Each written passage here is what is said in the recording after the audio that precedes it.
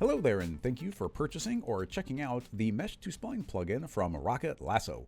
This instructional video is going to be going over all of the main settings for the edge, polygon, and outline mode inside of this new tool. Now, to begin with, I've got a mesh here. It is just a text object from the object menu. In an older version of Cinema, it might be under the MoGraph menu as MoText. And then I fed it into a connect object just to make sure everything is welded together, the caps are connected as one piece of geometry. To find the new plugin, go to your Extensions or Plugins dropdown and find Rocket Mesh To Spline. Creating that, we need to feed it some sort of geometry. In this case, I'll feed it the connect object with the text. And the instant that I do, you see that that mesh will be consumed and it's now returning a spline. This is actually a spline now. So this could be fed directly into a sweep or an extrude, or you could put Sketch Toon on it to render the splines directly. Lots of different options, but right now we can feed in multiple objects. So I will turn on the landscape object and make that a child as well. And it also gets consumed and it's also returning a spline. Selecting Mesh to Spline, there are two main methods for generating the splines, and that is based on the source geometry. Currently it's viewing the children, but an alternative method is remote linking in to objects. So let's pull these out so they are not direct children anymore, and instead go to objects mode. So now we get an inexclude that we can drag objects in. So I'll drag in the landscape and I will drag in the connect object. And it is now generating the splines, but it's not consuming the objects. When you are in objects mode, it's a good idea to make sure your mesh to spline is moved physically after the other objects that it's been fed, just to make sure that it refreshes properly. Just like the MoGraph tracer object, you want to make sure that these calculate in order. Now that those objects are linked, it is generating a spline, but it's really hard to see, and that's because the geometry is in the way. We've got a couple ways of helping hide that. First of all, we have hide sources, and if we click on that button, it is going to apply two tags to every single source. And in this case, those tags are identical to the tags you get from the mesh deformer, and that means it is showing the meshes as a wireframe, and it's also stopping them from rendering. But because the wireframe is very similar to the way that the final spline looks, that's not actually helping all that much. So we've added in some nice new options, specifically this display eyeball here. If I click on that, it is going to turn off the stoplight on that direct object. I can click on the stoplight on the connect as well, and you'll see that both the visible in viewport and the visible in renderer have been set to off. If we turn them back on again, it'll set them back to neutral gray, and that will just toggle between the two, and you're still free to change those if you want. I do not currently want to see the meshes, so hide, hide. We've also got these handy checkboxes, and what that's saying is, yeah, you're being fed the landscape, yes, you're being fed the text, but maybe I don't want the landscape to calculate, so I can say, hey, don't acknowledge that one, and the landscape just isn't calculated by the mesh to spline. I really like being able to remote into objects by using this inexclude, but it can eat up a lot of visual space. One thing you do is drag this bar up and down and make it way smaller so it doesn't eat up as much space. And we've also added this twirl down, so we can actually twirl that up. And now that is still there, but you have to twirl it down to get access to it, just so it doesn't eat up that much space on you. To keep things simple for this setup though, I would like to just do children mode. So selecting children, I will feed those back inside of the mesh to spline, and they're already being consumed, so we can make them visible again and delete those tags. So they've just been directly fed in. Temporarily, I don't need to see the landscape object, so that can also be disabled. And let's check out the next setting. Next up is mode. This is the most important setting here. That's because we have three main modes: edge, polygon, and outline. I hope to get through all three in this video, although they have very similar settings, so it should be pretty quick to cover all of them. After that, sticking around in edge mode, the first proper setting is threshold. Threshold is very similar to the bevel angle threshold. I love angle threshold. As you increase this, only an edge that's sharper than that angle is going to get a bevel applied. In a similar way, inside of mesh to spline, only edges that are sharper than this threshold are going to be shown. We've got this entire mesh and there's all these faces that are completely flat. So increasing the threshold even 1 degree is going to erase out every single edge on those flat faces. Continuing to increase the threshold, you'll see that all of those small little changes inside of these curvy objects are going to slowly erase out their edges as well. As long as we go all the way up to anything just below 90, we get only the sharpest of edges existing. And this is actually a pretty useful looking spline. It'd be nice to sweep this or render it directly. It just gives a nice clean result. If we were to increase any further, then all of these are pretty much that sharpness. But there are a couple of extra settings under threshold. If we twirl it down, we have an invert button. If we click invert, then we'll see the exact opposite. Everything that got erased out is now the only things that are being shown. And then there's open edges, draw open edges. And to show that, let's turn off the text and turn on the landscape. In the landscape, we will see that, let's de-invert and even get rid of the threshold. So here's the entire landscape. And as I increase, every edge that's pretty shallow is disappearing. And just for clarity, if we zoom way up, say we have a polygon that's got a direction, and we have another polygon that's got a normal direction. Averaging those two together is giving us an angle, and that determines if the edge is shown or not. Now, the problem comes in that if we have an open object like this that isn't a sealed volume, it has these open edges on the sides. So that edge only has one polygon to calculate from. So as soon as we increase this at all, it disappears entirely. So draw open edges just means draw that outline around the entire object. Draw the open edges. Turning that off, threshold back to 0, collapse it back down. Let's move on to the next setting. I want to see the text again, not the landscape. Next up is offset. Offset's pretty straightforward. It's going to take the edge based on the direction of the polygons that it's being generated from, and we can offset it in space. So as I do this, you'll see them all expand outward. And there are two different main behaviors here, and we'll get into it in more detail in a moment. But if we turn on exploded mode, then you'll see all these edges can individually fly away from each other. If we're in edge to spline, they stay connected to each other. And we can even go negative and shrink them down, get some cool looking effects that way. Expanding that out quite a bit, the next setting is fields. If I turn on the fields checkbox, it will make a new offset field tab. Inside of there, we can feed fields inside, creating a linear field that can be dragged throughout the object, and that is going to cause it to inflate or deflate. It's a multiplier on top of whatever value is inside of the offset. So I can push that further, or we could even go negative. And as the linear field passes through, it's going to apply or get rid of it. That is not limited to linear field. Of course, we can drag anything that we want inside of it, generate a random field, and that is given a scale, and that could be given some animation speed. So hitting play, that will now animate. We get some crazy wiggly text that could be pushed outward to inflate, and those will be wiggling all over the place. Change the speed. It can even get the more advanced field layers and modifier layers like delay and decay. So lots of fun power that can be found there. Turning off fields and resetting our offset. Let's even pause that and rewind. Next is connect. Currently it is in edge to spline mode, and edge to spline is running the exact same algorithm from Cinema to convert edges, in this case every edge, to edge to spline. To visualize a bit, it's the same as, I've got a selection here, go to edges, and you see I've got all these crazy edges selected. If we were to apply underneath spline, we can say convert edge to spline.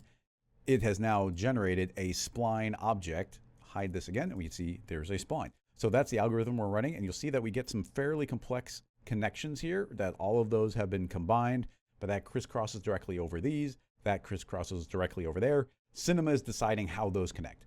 The point here being is when you're in edge to spline mode, that is what is running. Alternatively, we have connect exploded, and what that will do is take every single edge and make it its own disconnected segment. Now that we've turned on exploded, we get some additional options, specifically length. Currently, they're all full length, but because they're exploded, we can go to something like percent and change the percent. In this case, decreasing it, you can see that every single edge can be shrunk down to exactly 0. It can also be dragged above 100% to overshoot and get really long, make some cool sketchy looks that way. Also, maybe some nice dashed lines. In addition, there is the pivot point. Let's move that up a bit. What the pivot does is right now it's going from the exact center of each edge, but we can pivot from the start point of it. That just goes to the smaller point in the mesh index, and that is where it pivots from. So I could increase this to travel across that way. We could do the opposite, moving it to the opposite side, so it'll go from the opposite. And if I left that small, we could animate that across and get kind of a cool effect as those travel directly across their singular edge. In addition, That can be reset and put that back up to 100%. There is absolute mode. Going to absolute, we can set every edge to exactly a set length, in this case 2, but that can be dragged up to any amount, and they are all set exactly to the same size, including overshooting a whole bunch, super exploding them out. Going back to full, that is length mode if we are in exploded. Going back to edge to spline, an important thing to note here is the Cinema 4D geometry generators, all of these kind of NURBS objects, like the extrude and the loft and the sweep, they prefer the fewest number of segments. So if we're in edge to spline, it's actually generating very few segments overall. But if we're in exploded mode, we've got tons of different segments. So something like a sweep will definitely calculate slower in exploded mode instead of edge to spline. So use the edge to spline unless you have a very specific reason not to. Next up is a fun one. Let's clean this up a bit. We don't need that random field. Pull out the connect and landscape, turning them off. I would like to feed in this falling figure I have animated. It's baked to Alembic. If I hit play, you'll see he'll be kind of flailing through the air. I based a bunch of the commercial for this off of that. Feeding this inside of the mesh to spline, he will be consumed and a spline is returned. Now, inside of mesh to spline, let's play with facing angle. Clicking on view, the instant I do, we're going to see that we are now only seeing the front facing edges. We are not seeing the back side of this object anymore. If I spin my camera around, you'll see that it's constantly updating based on the current POV of the camera. We can see kind of, well, let's turn that off. You can see right through the character. We can see the back. But as soon as that's turned on, we only see the front. This is controlled through the angle min and angle max. So if I were to increase the angle max, you'll see it's going to wrap around the back of the character. If I were to increase the min, it's going to erase out from the front. This is essentially a Fresnel effect. So, you know, when you apply a Fresnel material on top of an object, you see the curvature of it. And based on how much it's facing the camera, will determine if it's showing up, say, white or black as it curves around the corner. So that is what we are now controlling. We set up a couple of quick buttons for you. So you can click on all to see everything. You click on just the front to see the front edges, back to see the inverse back. And it's kind of a weird optical illusion here where as I spin it, it actually feels like it's spinning the opposite way because we're only seeing the opposite side of it. It's kind of trippy. And then there is outline, which should show kind of an outline of the overall character because it's showing just barely below 90 and just barely beyond 90. You could, of course, push that a little bit further, increase that range, and now you can see the outline show up a little bit better and almost like a little bit of shading along the edges. So there's some nice power here for showing exactly what you want dependent on the current camera angle. The current camera angle, by the way, is the next setting. Selecting that, we can click create, and that will create a brand new camera from our current POV. So as I spin around now, it is not updating. The Fresnel isn't kind of chasing our camera around. Instead, it's directly linked to where we used to be. That is where the calculation is being spawned from. So if I were to select that camera, I could move it around, and based on where that camera is and how it's looking at this figure, it's going to change the facing angle. That can be deleted back to the mesh to spline. And in this case, I would like to go back to view and let's take a look at our angle mode. Currently, the angle mode is set to min and max, but we have an alternative mode, which is really fun, and that is range. So it's pretty much the exact same setup, except now we interact with it by saying, okay, we're looking at the 90-degree angle, which is like the ones that are directly on the side of the character, and it is showing a range of, and we can increase range of, let's say, 30, and that means it's 15 degrees towards us and 15 degrees away from us based on that 90 degrees. With that, though, we can change the angle. So that could be lowered or increased, and you see it sort of spin around the character. What makes this really fun is the angle rate. If that is cranked up all the way, this is now saying it's going to travel 180 degrees over the course of 1 second. So hitting play will feel this spinning and wrapping around the character again and again and again, just looping.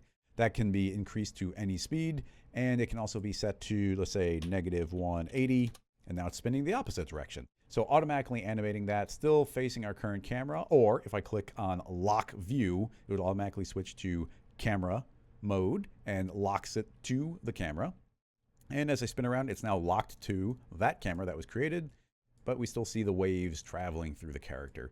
So facing angle, very fun, very quick to calculate, and it unlocks a lot of really cool effects. Setting that to none, pausing the animation, rewinding all the way, temporarily skipping over erase endguns, here is visible only. Turning that on, it's very similar to facing angle in a lot of ways, but a completely different calculation. What is happening now is, as I spin, we are still pretty much just seeing the ones that are facing us. But this time it's not calculated based on the angle of the polygon, but instead if there's a clear path of that edge directly to the camera. A polygon or an edge that is on the backside of the head here is going to shoot out a ray from its center point. And if it hits the model, it's going to say, oh, no, I'm behind something, so don't draw me. So that is what we're seeing here. It is slower to calculate than facing angle, but it does unlock a couple of other options that are pretty nice. Sampling wise, it is currently viewing from the center of the edge, quickest to calculate, but we do have some alternatives. Saying all, which will look at either point on either side, and if either one of those is blocked, it does not show it. And then we have any, so if any of the points make it through to the camera, then yes, draw that edge. And the difference here being, if we zoom up somewhere like here, if we say if any point is valid, you'll see that this point is valid, so it draws the entire line straight through. If we say all have to be valid, then those were not valid because some of them were behind the leg. And meanwhile, center is kind of the best of both worlds. If it's more than half, then we see it. If it's less than half, we don't see it. And finally, we have invert. Turning that on, we'll see exactly the opposite of the results. So we could have a front side and a back side for this, just as a quick, cool for instance, if I were to duplicate the entire mesh to spline, and don't invert this one. And let's change basic. Well, actually, even you can see it right now. You can see that we have the black spline behind it and the orange one in front. And as I spin around, you can see that there's the back one and the front one. So just some opposites there. Pretty useful, and we'll see that come up again a bit later. Turning off visible only, we need to bring the text back in again. So I'll pull falling out, turn it off, turn the text back on again, and drag that in as the child. Now, we already saw inside of threshold that we could hide all the endgons, but there's an actual erase endgon checkbox. Turning that on means anything that Cinema 4D has marked as an endgon, those internal edges will no longer be drawn. So really nice to be able to just throw in an endgon object and not have those get displayed at all. Next up is restrict. Currently, we are restricting to nothing. We are just seeing every single edge that is valid. But now we can say, I would like to limit to a selection, and that will open up a selection tab that we can drag in selections. It's a little more fun to show this in a different file. So opening up the T-Rex. This is the T-Rex from the asset browser created by Sebastian Florent. It's really, really cool. It's my favorite animation inside of there. Hitting play, I've got this fun animated T-Rex. I've baked it to Alembic so that the rig doesn't slow it down at all. And you'll see that on the body of the T-Rex, I've created a couple of selections here. And this one is sort of some jewelry I want to add to the character. So the ankles have some ring selections and the wrists do. And let's say I want to create a new one. I will duplicate that tag, create a selection, UL, a loop selection around the T-Rex's neck, and selecting the tag. If you're in S24, there's a fun update button, and I'll just call this one neck. So there's two different selections. I would like to make a brand new mesh to spline, and the mesh to spline is going to view a remote object. I would like to remote into the T-Rex's body, and currently everything's being converted to an edge, as you can see, but I would like to limit it to a selection. So restrict selection, go to the selection tab, and inside of there I can drag in the jewelry one, and now only where the jewelry loops were is anything being generated. We've got this cool add new selection though, and that can drag a secondary tag inside of it, and now also the necklace has been added on. So you can create those, you can delete them. The create button will create an active selection on whatever you are currently selecting. But with those added in, we can feed this into some sort of geometry. So feeding that into a sweep and then adding, say, a circle. Scale that way down. And right now he looks shackled up. So let's change the color to something kind of gold-ish. Drag that in. There we go. It should look a little bit better. So those are now wrapped around the T-Rex, but you'll see that the edges are open. So inside of Mesh to Spline, we'll get into this more later, but under Spline, I can say, hey, Spline closed, and those will now close them. So now he's wearing these bracelets and this necklace, but they're intersecting the body a little bit. So inside of Mesh to Spline, let's increase the offset, and now those can scoot away from the body a bit. And the best part about all of this is a live link to the model, meaning if we hit play, those are automatically stuck perfectly to the model. Exactly whatever that does, these will carry through. This is so useful for creating like eyebrows or, as you see, these necklaces or a belt. And you'll see more of this later, and it really just unlocks a lot of character animation potential. Like, I just absolutely love this. Closing that, and back to our main file, we can go to the next setup, which is limiting not to a selection, but to fields. Turning on fields, you'll see we have a new restrict field. There's something very important to note here. With the way the programming is set up for Cinema 4D, it really only wants you to have one field object being able to be fed in. So turning on restrict fields will disable offset fields, and we only get that restrict field. We're looking into an alternative, so that might come out in a 1.1 version of this. But with fields turned on, we can go into the restrict field, and keeping it simple, I will create a linear field, and selecting that, it can be dragged forward and backward, erasing out anything that's not in its threshold. There is a threshold setting here, so we can drag it up or down from 50, but leaving at 50 is probably a good idea. You could animate that separately, but yeah, anything can be fed through here. Delete the linear. You can add in a random field, of course, increase that a whole bunch, give that same animation speed again, hit play. That will be animating, giving some pretty cool results. You can imagine sweeping this or putting into a third-party renderer to render the spline, just creating some fun animation right out of the gate. Deleting those fields, you see how those were applied. Back to Mesh to Spline, and that can go back to none. Next is point cap, as well as some info, which is input points and points used. So the point cap is going to stop you from throwing in a gigantic mesh that might take forever to calculate, and this will just stop that from happening. Now, this is not a complicated mesh, so I'd like to show you something specific. Well, first of all, a couple things that are important. With a point cap of 50,000, most objects are going to work just fine. But you'll see here that the input points say that there are 580, which means there's 580 points in this text object. But we are using 2,304, and that's because there's a lot of lines that are crisscrossing each other and things get duplicated, and an edge, any given edge is using 2 points, so it is actually using more than the input points. Just to show you though, I'm going to drop this way down to, let's say, 100 points, and you only see a couple of the lines get drawn, but an exceeded point cap warning will pop up, as well as an override button. So the override button is great, but make sure that you have a reasonable object in there, something that's not like millions of polygons, because if you click override, it's automatically going to detect the overall point count, crank up the point count to whatever it needs to be, and now we can see everything get displayed again. So the override is useful, and it stops you from throwing in something crazy that might take forever to calculate. So that's a neat one. And lastly, we have draw original points. You can only see this if you're in model or object mode, but let's say that you used a bunch of threshold and almost everything's erased out. You can turn on draw original points and get an idea of what your original model was. So just a little bit of feedback there.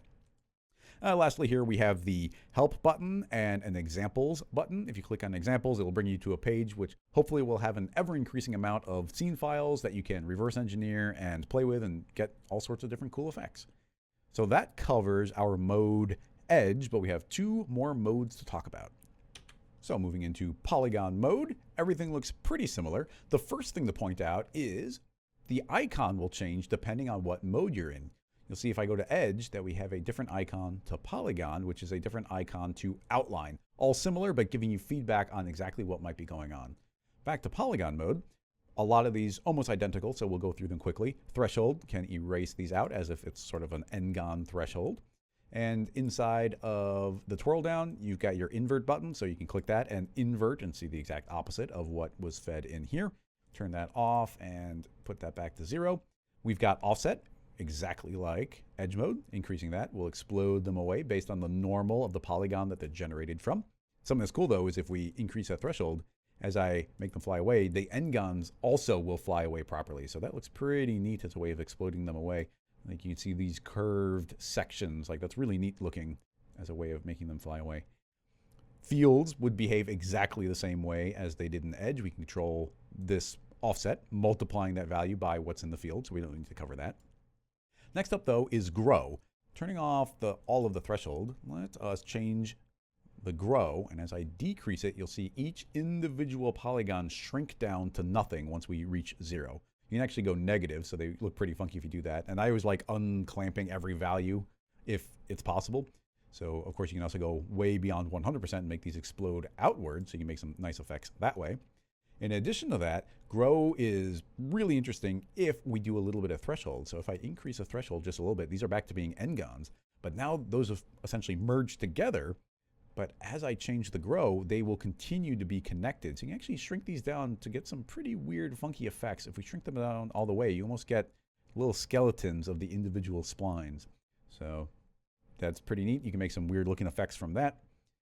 Reset that to default. Turn on absolute. We can expand or contract these, each of them on an absolute value of pushing away instead of percentage based. And then facing angle, again, that looks best if we feed this into something like the figure. So I will pull out the text, turn it off, turn on the falling guy, feed that in, and facing angle, very, very similar. Let's get rid of all that threshold, go to view, and now going back to the min-max. And actually you'll see that these settings are remembering what we had set them as in edge, because it's really easy to switch between edge mode and polygon mode. And anything that's a matching setting will literally be the same parameter. So that can be set back to front, and now we see only the front polygons, the back polygons. We don't need to go over all those details. It all behaves exactly the same way.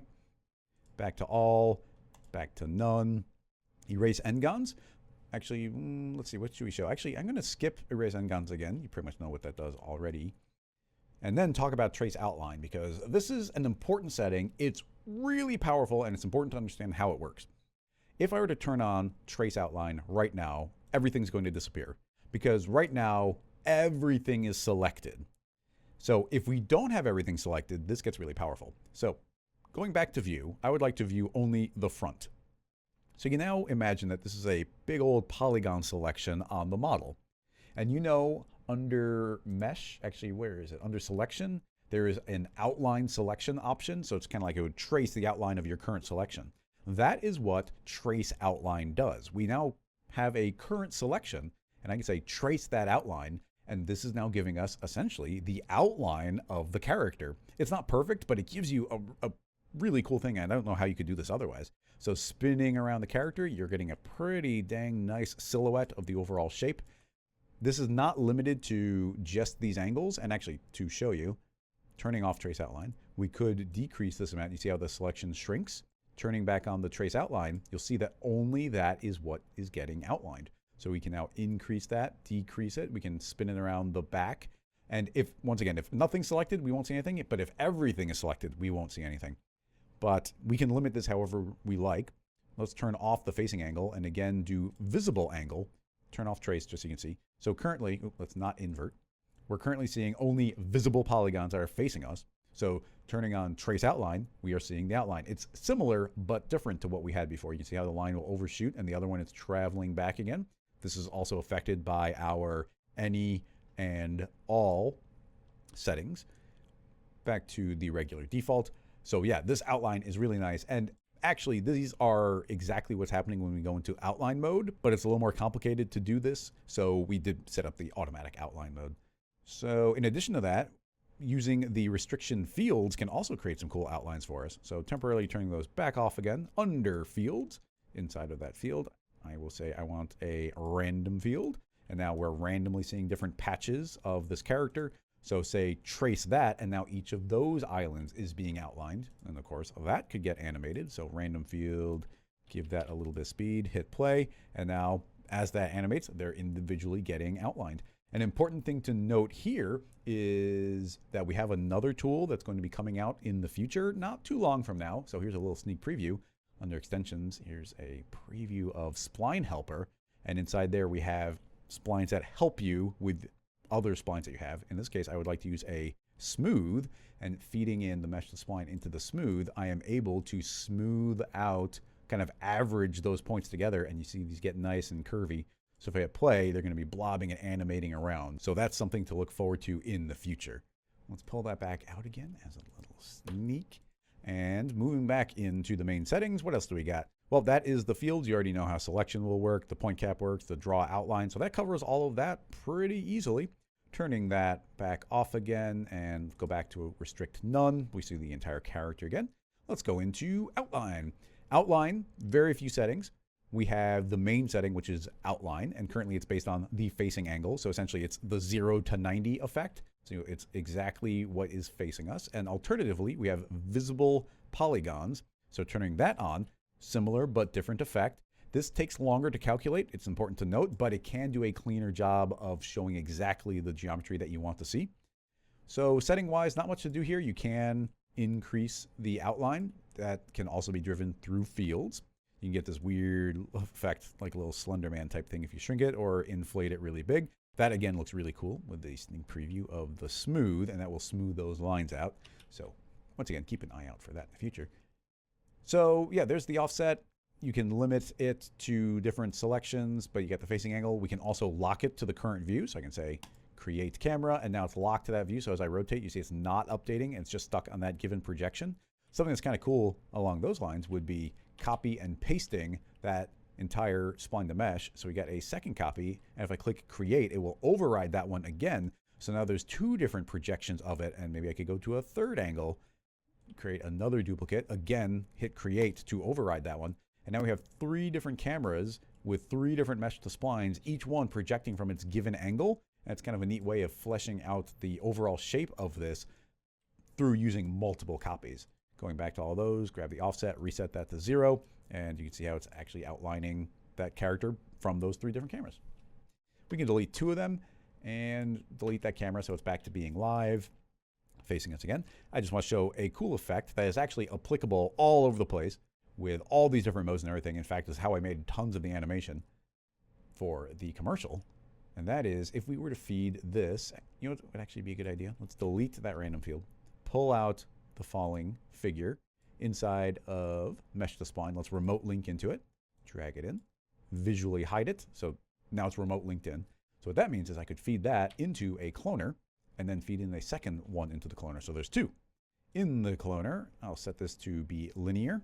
I don't want to do any Y offset, and let's say 5 copies. So there are going to be 5 different copies of this Mesh to Spline. Setting clones to blend, it's going to blend between different copies of Mesh to Spline. So if I were to take one of them and increase it, I now have 5 different lines, each outlining slightly differently from the one below it. And you see you can get some really cool, crazy effects. Take that and spin around. These are still live. They're still updating to face exactly where the camera is. And you can imagine so many different ways of combining this with edge and polygon and the way these all layer together. I highly recommend checking out the other videos, including the quick start, where there's going to be some cool demos of how to do some more advanced effects, including, here's a quick little preview, including creating this car effect here. And this is all ready to send to your favorite third-party renderer and get a third-party renderer Sketch Toon type look, where this would render incredibly quickly. So I'm going to be showing you how to set something up like this, and it does not take long at all. And you see we just have a couple of different Mesh to Splines set up, each one to do a slightly different effect, and it's all live and ready to change and manipulate. So watch out for that video, probably in the quick start, so make sure you check that. And we're going to do some more cool things with the T-Rex. So thanks for checking out this video, and I'll see you in the next one. Bye-bye.